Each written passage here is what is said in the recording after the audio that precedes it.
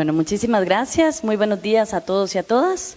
De parte de la Unidad Especializada de Investigación contra el Acoso Laboral del Tecnológico de Costa Rica, es un gusto que nos hayan considerado para esta semana tan importante. Un agradecimiento a la promotora de este espacio, doña Nuri, a todo el equipo que la acompaña, que es un equipo gigante, que normalmente no vemos, no reconocemos, pero que son los que hacen posible que estemos acá año con año, actividad tras actividad, y que tengamos esos inmejorables recursos a la mano de todos y todas a través de las redes sociales y los demás medios. No es casual, y así lo ha dicho siempre una colega con la que he trabajado durante muchos años en la formación profesional y la vida, que en esta vida nada es casual. No es casual que hayamos arrancado con un tema de normativa, con un tema de qué es lo que nos disponen los entes internacionales y qué tenemos para Costa Rica en esta materia de salud mental. No es casual que hayamos tenido la experiencia de la encargada de hacer que esto funcione en una institución de carácter público. Vean qué interesante y qué importante, porque nos dice que sí es posible, que es factible. No es casual que hayamos tenido la representación de la academia, que nos dice que las cosas que están basadas en evidencia desde la teoría y el ejercicio práctico también son posibles. Y nosotros venimos también como una representación desde la academia, pero más que desde la academia, de las personas que trabajan en instituciones de educación superior, a hablar de cosas que tienen que ver con este concatenado de experiencias y de conocimiento que hemos tenido a lo largo de esta mañana, que ya casi termina, para empezar otro espacio de la jornada. Tuvimos normativa, tuvimos cómo es que las cosas que pasan a través del ejercicio de quienes nos lideran y nos jefean es factible cuando hay voluntad. Entonces esa normativa tiene una razón de ser, porque se apropia en ese ejercicio. Y ahora estamos viendo que nada de esto funciona si no consideramos la integralidad del ser humano como sujeto emocional. Eso nos lleva, y me permite hacerles a ustedes un ejercicio para que pensemos en qué tiene que ver la negociación y en la gestión del conflicto. Negociar y gestionar conflicto es negociar y gestionar a una persona que está colmada de emociones, que necesita una normativa que le permita entender que las cosas son factibles de hacer porque es su derecho. Ojo con esta palabra, porque es su derecho. Entonces, ahí les dejo dos enunciados para que empecemos este espacio de exposición. Hay un tema de derechos humanos que hemos estado hablando a lo largo de esta mañana. Y en ese tema de derechos humanos está también el enfoque de género. No podemos obviar nuestras condiciones y nuestras particularidades desde el derecho y desde el género. Dicho esto, quiero compartirles, antes de pasar a la reflexión y a todo el proceso que les traigo para compartir acá con ustedes, un ejercicio. No sé si han escuchado el cuento de 4 artistas que tienen que ver siempre en nuestras vidas. Son todos, alguien, cualquiera y ninguno o nadie.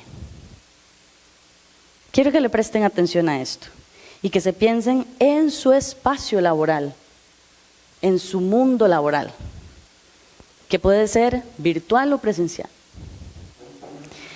Había que hacer un trabajo importante y todos estaban seguros que alguien lo haría. Cualquiera podría haberlo hecho, pero nadie lo hizo. Antes del resultado, alguien se enojó cuando se enteró por qué el trabajo que era de todos no había sido realizado. El resultado fue que todos creían que lo haría cualquiera. Y nadie se dio cuenta que alguien o nadie lo había hecho. ¿Cómo termina esta historia? Pensemos en nuestros trabajos y si yo soy alguien cualquiera, todos o nadie. Todos culpan a alguien cuando nadie hizo lo que cualquiera pudo haber hecho. Y ahí veo cabecitas asintiendo. Y reflexiones, como nos decía Raúl, con el tema de las emociones y del sentir. Si alguien trabaja con amor e interés, entonces nadie culparía a cualquiera, porque alguien ha hecho el trabajo que todos debimos haber realizado. ¿Qué es lo que quiere decir este cuento y a qué reflexión nos invita antes de entrar en materia propiamente? Pensemos en ese trabajo importante que había que realizar por cualquiera de esos actores. y que generó un conflicto. Ya nos generó un conflicto en nuestro espacio de trabajo, el virtual y el presencial. Entonces, frente a esta situación en particular, ¿qué pasa con lo que nosotros tenemos en el día a día? Las y los invito a que mientras van escuchando esta parte de cierre, que les va a hablar de normativa, que les va a hablar de las emociones, del ejercicio de nuestras jefaturas y nuestras personas líderes, y de nuestro derecho, a que si tú en algún momento, de ayer tal vez, o de hoy en la mañana, antes de venir acá y a iniciar esta jornada, en el que ustedes se vieron en una situación de conflicto, que tenga que ver con su trabajo. Porque aunque estamos aquí, estamos trabajando, ¿cierto? Más de uno y más de una debe ya estar trabajando. Con esto quiero que pensemos en el tema de los riesgos psicosociales. Y me permito leer esto que no es mío. El trabajo no cura ni enferma a nadie. Son las condiciones de este que pueden ser eugénicas o patogénicas. Por lo mismo, las aspiraciones de un trabajador hoy en día no deben limitarse al hecho de no sufrir accidentes ni enfermedades laborales al final de nuestra jornada laboral. La organización de trabajo puede crear sentimientos de confianza en sí mismo, elevar la autoestima en el trabajador, mejorar las redes sociales de apoyo laborales y extralaborales, incrementar la satisfacción y otros indicadores positivos de la salud. Cuando estamos en una situación de conflicto, todo esto subyace, todo esto acontece. Al final de cuentas, forma parte de esos elementos que están ahí intrínsecos, que forman parte de ese día a día, de la exposición que yo tengo al riesgo psicosocial de trabajar. ¿En cuántos de los perfiles de puestos de cada una de las personas que están aquí está señalado el riesgo psicosocial al que se pueden enfrentar como parte de la accidentabilidad o la enfermedad? ¿Alguno logra identificar en su perfil de puesto que dice que usted podría sufrir exposición a este riesgo psicosocial? Imagino que les es más fácil reconocer que en su puesto de trabajo, en el perfil de su puesto de trabajo, sí están anotados en algunos casos los riesgos ocupacionales a los que estarían expuestos. Bueno, la pelea, por llamarlo de alguna manera, y entrar en materia de negociación y gestión de conflicto es, demos la lucha para que en nuestras descripciones de puestos de trabajo se incluya la exposición al riesgo psicosocial que yo voy a tener. Y ahí cambiaría la normativa.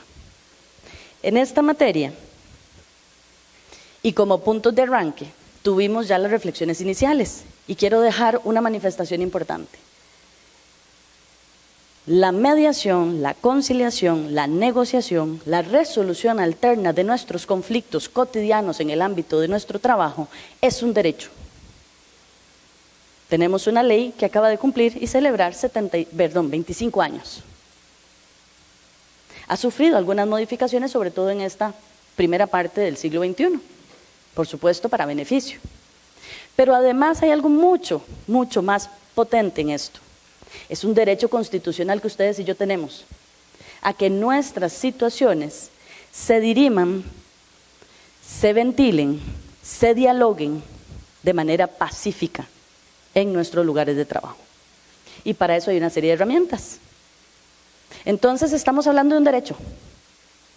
No fue que el Consejo de Salud Ocupacional en esta semana, donde se está promocionando la salud mental, se sacó de la manga, ¿qué es esto del tema de la negociación y la RAC en el país? Traigámosle algo a la gente. No, eso es su derecho, suyo y mío.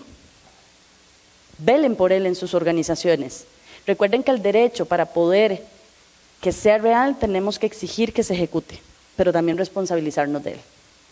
Y ahí es donde entonces vemos que las condiciones del empleo y las condiciones en las que realizamos ese trabajo han sido, a lo largo de la existencia teórica y vivencial, un punto de negociación.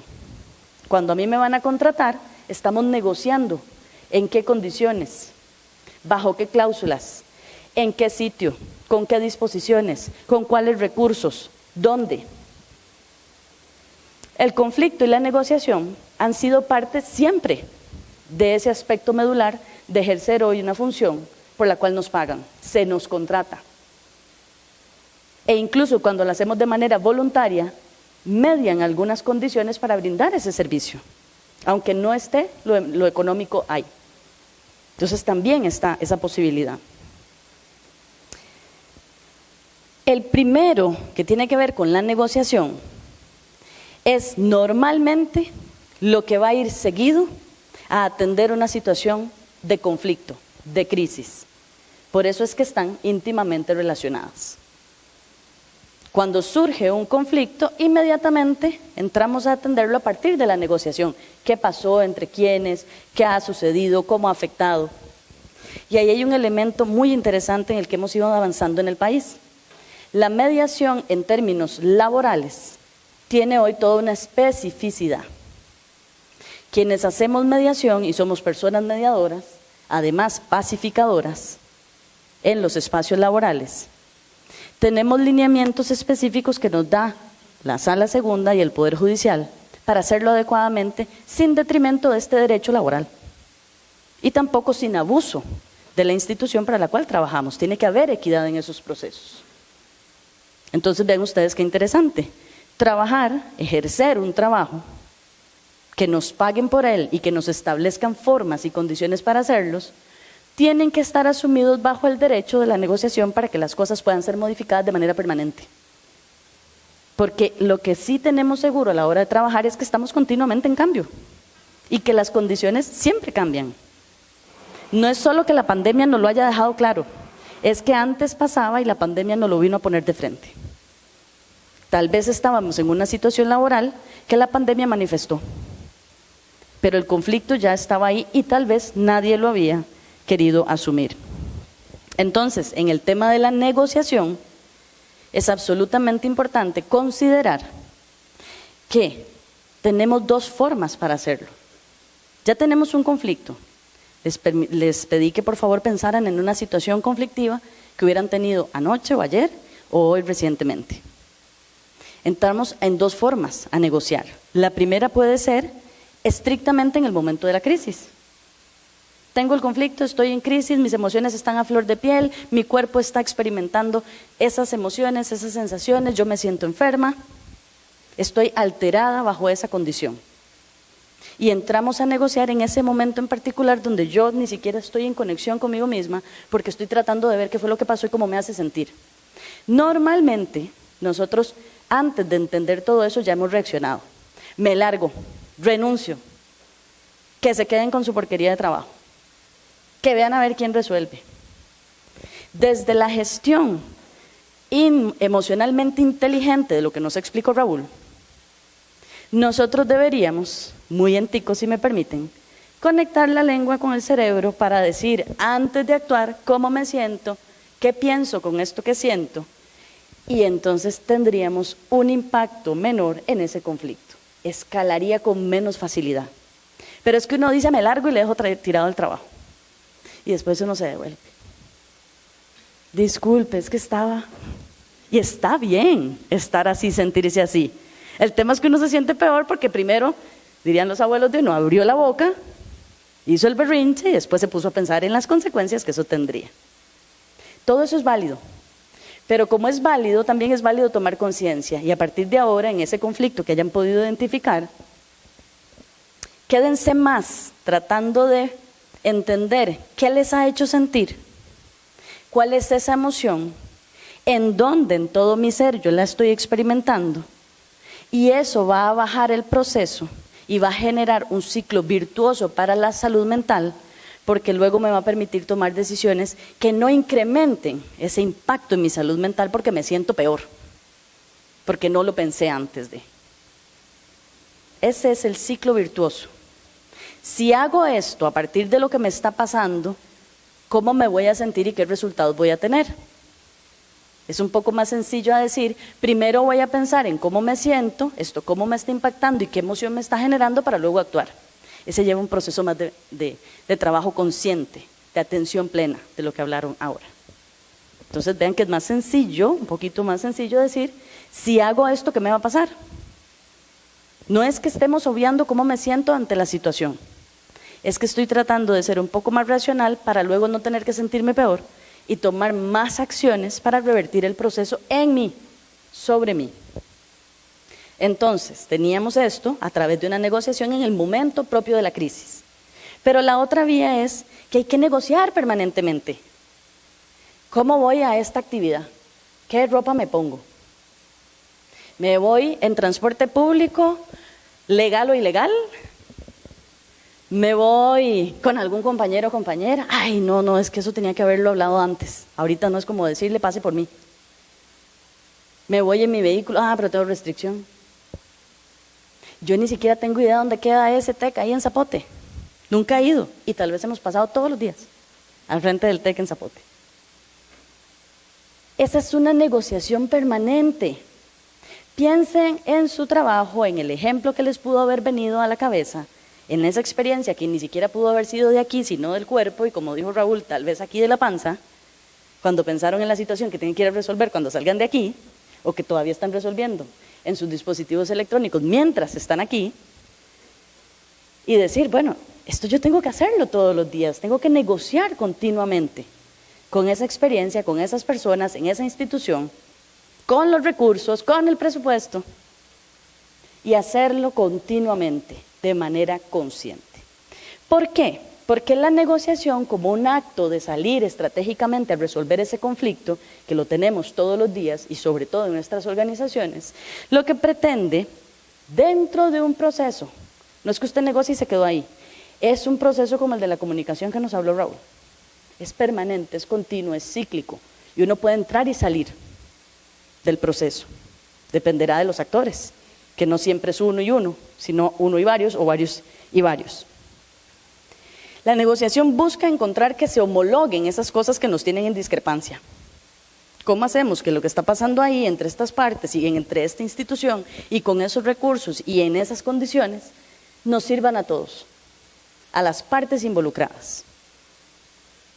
Para eso, en ese proceso, la negociación busca que se genere un intercambio, y el intercambio requiere que tengamos la posibilidad de comunicarnos. Raúl daba el ejemplo de ser asertivos y decía las 3 formas en las que uno podría cuestionarse cómo llegar a esa asertividad. Y se hacía la pregunta de cómo logramos eso siendo directos sin sentirnos atacados o que nos atacan. Las prácticas restaurativas proponen las preguntas restaurativas, que es una forma distinta de ver esto que nos explicaba Raúl. ¿Qué fue lo que pasó? ¿A quiénes involucró lo que sucedió? ¿Cómo ha afectado lo que sucedió a cada una de las partes y a mí, incluyendo? ¿Qué creo yo que se podría hacer para mejorar la situación? Y eso se le pregunta a todas las partes y luego se da vuelta al proceso. ¿Cómo nos sentimos? ¿Qué necesitamos para que esto funcione? ¿A qué acuerdos vamos a llegar para que esto realmente sea una realidad? Y ese es el tercer proceso en el que lo que se busca, con las pretensiones de hacer una negociación y entrar a hablar del tema, es que de manera conjunta, todas y todos lleguemos a buscar la solución. No puede ser una solución dirigida por una de las partes, atropellando ese derecho que tiene la otra de expresar, no siendo empático ni respetuoso a que las cosas sucedan en una concordancia entre la que las partes que estamos ahí no estamos de acuerdo. Y nunca vamos a estar 100% de acuerdo, por ende hay que ceder. Pero no puedo ceder solo yo, no puede ceder solo la organización, no puede ceder solo una parte de quien representa ese proceso organizacional. Todos tenemos siempre algo que perder, pero cuando perdemos ganamos ambos, porque cedemos en igualdad de condiciones y nos sentimos bien a la hora de hacerlo. Hasta aquí, como ven el ejemplo, cómo se han sentido con eso que tienen que ir a solucionar cuando salgan de aquí. Y además es viernes y uno lo que quiere es ya cerrar y no pensar más en el trabajo hasta el lunes. Pero yo creo que eso es un trabajo que nos está dejando pendiente, por lo menos lo que hemos hablado hasta este momento. Muy importante en ese ejercicio, y de una forma distinta lo expusieron mis antecesores. Cuando hablamos de una situación de conflicto, separamos a la persona de la situación. Yo no soy el conflicto. Pero ¿qué dice uno? ¡Ay, qué pereza Ingrid, que es terrible! Le encanta pelear. Uy, no, Ingrid es súper conflictiva. Cuando nosotros hacemos con conciencia plena el ejercicio de separar la situación que me pone en conflicto con Ingrid, yo a Ingrid la veo. Pero si yo sigo pensando que Ingrid es el problema, yo veo un problema en ella. Y tengo imposibilidad cognitiva, emocional, perceptual, de concentración para entenderla como persona, porque la veo como conflicto. Separar la persona del conflicto es vital. De lo contrario, cuando yo entro a negociar con el conflicto representado en la persona. Y no soy capaz de escucharla, mucho menos de entenderla, y por ende no voy a ceder. Y ahí ya entramos perdiendo todas las partes. Básico. La ley RAC dice en su artículo 1 que todas las personas costarricenses estamos llamadas a ser educadas en gestión de paz, y eso implica diálogo. Eso implica educar que la paz no es dejar que las cosas nos sucedan y, como dirían desde la parte espiritual, poner siempre la otra mejilla. La paz es acción, y las paces son muchas y son diversas. Y para que la paz se dé, usted tiene que estar continuamente activándola. En su artículo número 2 dice que nosotros tenemos el derecho de dirimir estas diferencias usando las vías RAC: negociación, conciliación, mediación, arbitraje. Y que estamos obligados a llevarlas a cabo incluso en nuestro ámbito de trabajo. Entonces vean qué interesante, si entendiendo esto como ese derecho, además constitucional, universal, separo a la persona de lo que nos genera conflicto, y con eso empiezo a trabajar. Mientras yo siga viendo a la persona como el conflicto, va a ser difícil. ¿Por qué? Porque el conflicto va a surgir siempre. Siempre estamos conflictuados. Y eso es como el estrés, no es malo. Nos permite tomar decisiones, es necesario en nuestra vida. Porque las decisiones son un conflicto, incluso existencial. ¿Qué quiero hacer? ¿A qué horas me voy a ir? ¿Voy a formar una familia? ¿Qué tipo de familia? ¿De qué cosas pienso yo? ¿Cómo veo la sociedad? ¿Qué es lo que tiene que ver conmigo y con mi vida? En el trabajo más. Es que si yo fuera el jefe, es que si yo fuera la que tiene esto al control, es que si a mí me dejaran, cambiaría todo. Bueno, es factible hacerlo, pero cuando entendemos que hay otras formas, otros momentos y otras posiciones para poderlo lograr.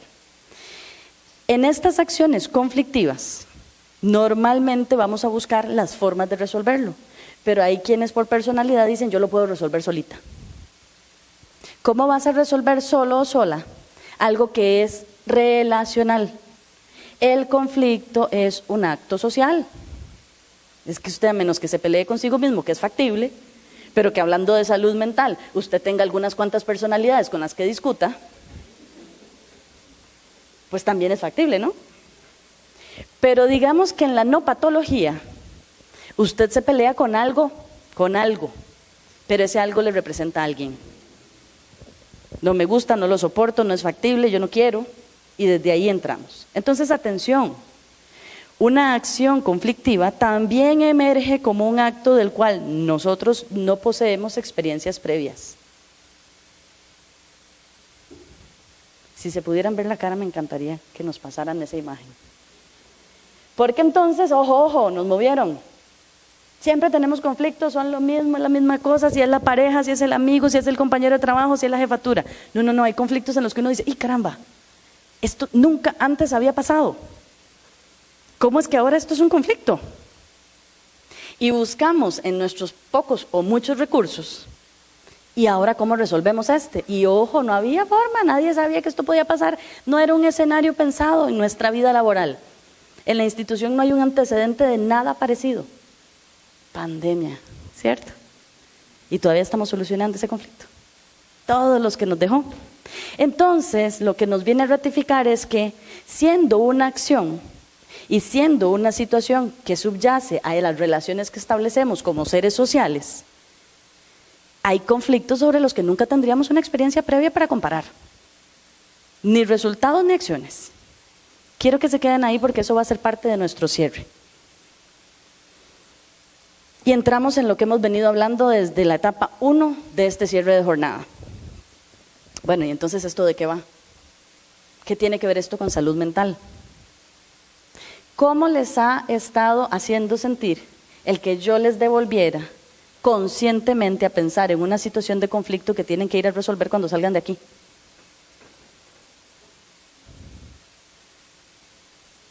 Los conflictos generan malestar. Y ese malestar se nos va a expresar en nuestro cuerpo, en nuestra mente, en nuestro espíritu, cognitivamente, porque estamos deli. Hace rato me fui de la charla porque usted me mandó a pensar en ese bendito conflicto. Porque ya lo había dejado por ahí, lo había puesto en off, me costó un montón y resulta que ya no aguanto el estómago de saber que tengo que salir de aquí a ver qué hago.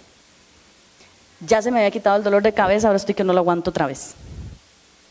Tengo comezón en las manos, tengo picazón, tengo sueño, porque de repente el asunto es muy pesado emocionalmente y yo prefiero aletargarme. No me había dado cuenta que la sintomatología que había venido teniendo durante toda la semana tenía que ver con esto que me está pasando. Apetito, concentración, mi cuerpo, hay malestar generalizado.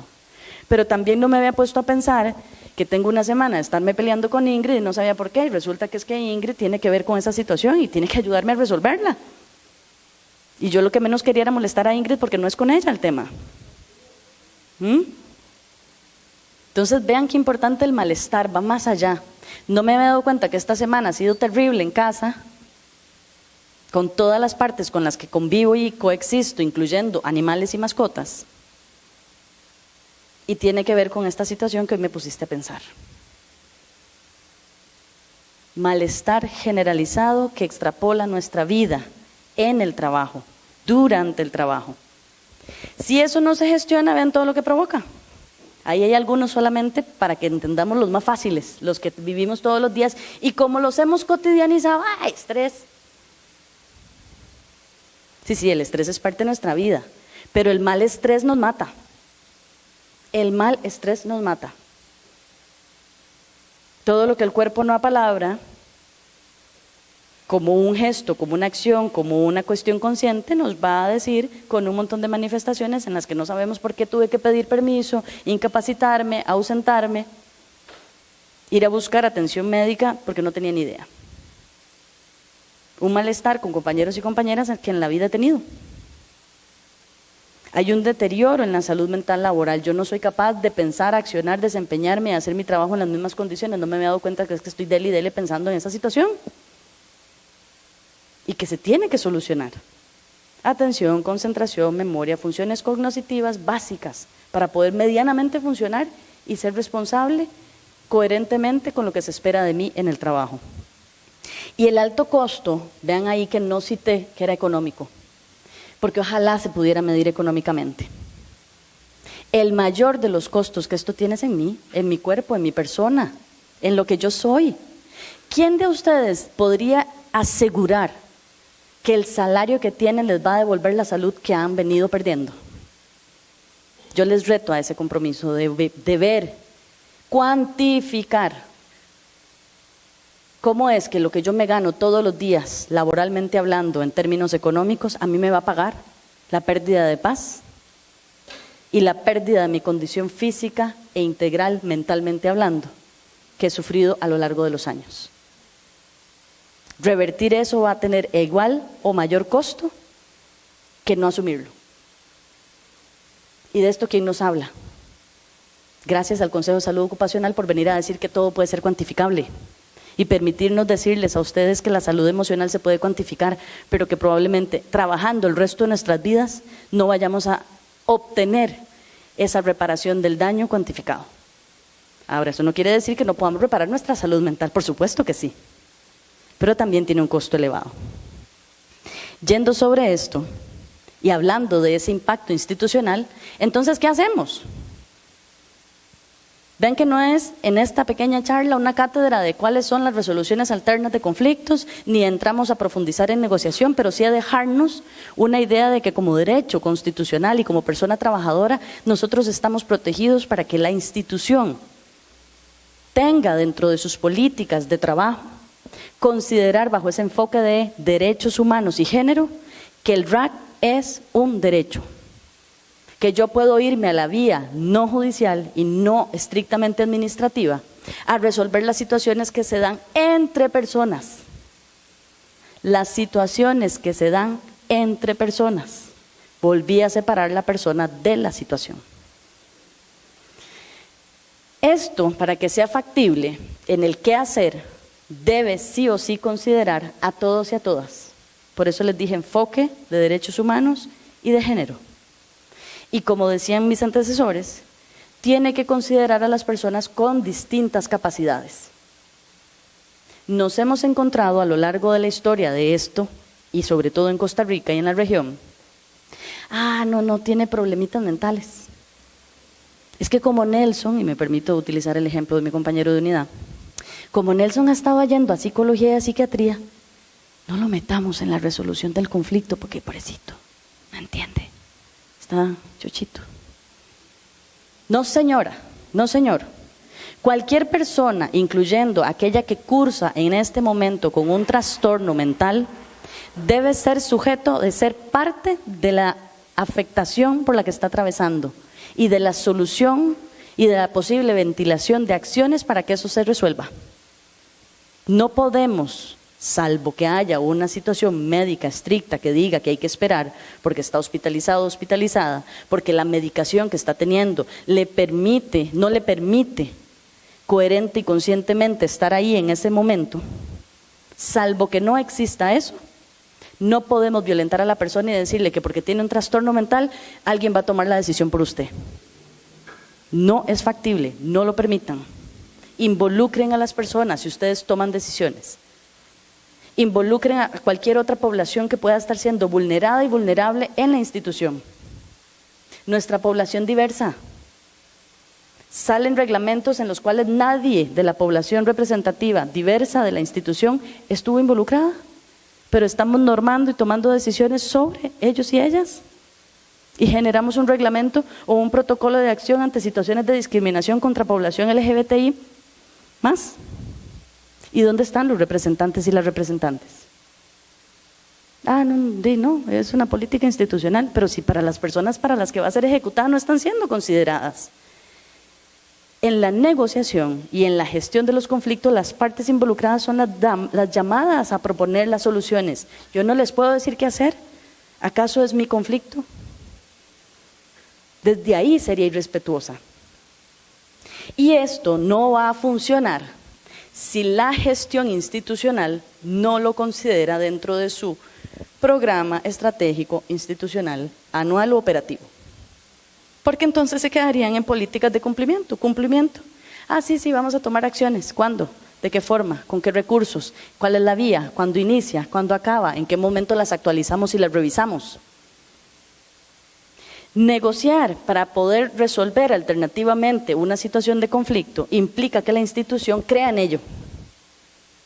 Los RAC, ya se hablaba de la pacificación y de la resolución alterna. ¿Les suena? Un gesto vejatorio usado verbalmente como este. Ya vienen ustedes con la habladita del RAC.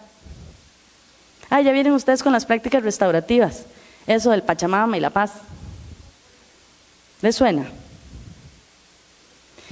Para que funcione esta propuesta y ese quehacer, hay un ciclo virtuoso que tiene que ver sí o sí con la salud mental en las organizaciones. Si entendemos que el conflicto genera malestar y que el conflicto es parte de la vida y está cotidianizado y normalizado porque no vivimos sin conflicto y es necesario, entonces, ¿cuál es la activación permanente de la institución para que las cosas se solucionen? ¿Está dentro del PEI o del PAO? ¿Está en sus políticas institucionales? ¿Quién tiene la responsabilidad de velar para que ellas sean comunicadas y las conozcamos?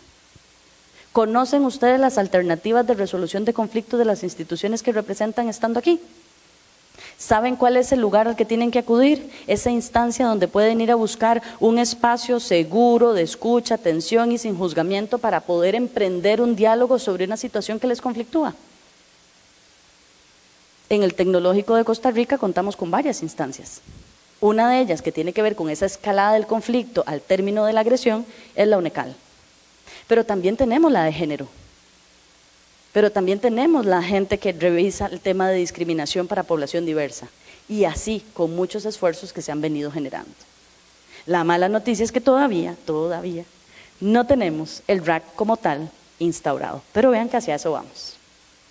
porque también una parte de esa atención permanente y de que haya capacitación y que forme parte de esa promoción RAC es que en las convenciones colectivas, esa acción colectiva que también permea lo que nos decía Raúl al final, en nuestro trabajo la convención colectiva debe considerar esto como un derecho, como una acción, para que las políticas institucionales tengan sentido.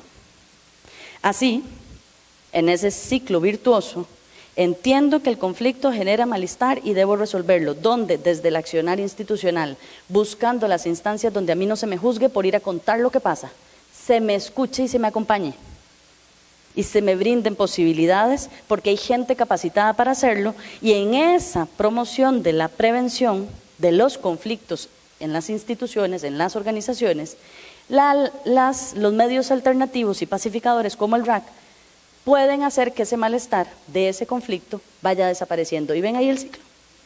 Vuelvo a tener un conflicto, vuelvo a tener malestar y tengo que intervenirlo.